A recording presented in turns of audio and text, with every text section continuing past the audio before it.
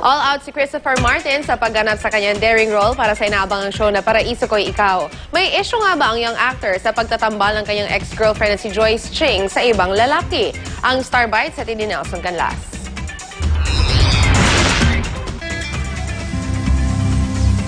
Para kay Christopher Martin, bihira daw ang mabigyan ng pagkakataong magbida sa isang soap opera.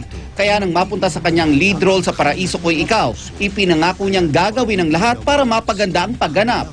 Kahit pa raw kailangan niyang magpaka-daring.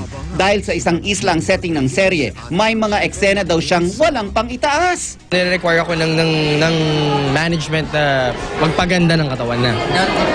Gano'ng kadalas ka mag-gym? 3 times a week. Tapos swimming. Tapos every morning tumatakbo ako sa condo namin. Makakatambal ni Christopher si Kim Rodriguez. Ang dating kasintahan naman ni Christopher na si Joyce Ching ang makakapareha ni Phytos Ramirez. Wala naman daw dapat ipagselos si Christopher sa pagiging close ng ex-girlfriend at ni Phytos. Tutok daw kasi sina Joyce at Phytos sa trabaho at isinasantabi muna ang pag-ibig. Friends naman kami ni Joyce and matagal na kami magkakilala, so walang mali siya sa amin kung lalabas ng kaming dalawa lang. Tungkol sa pag-ibig ang pinaghiwalay ng isang aksidente ang Paraiso Ko'y Ikaw. Muli kaya silang pagtagpuin ng tadhana? Yan ang abangan simula sa January 27 bago mag 24 oras. Nelson Canlas, GMA News.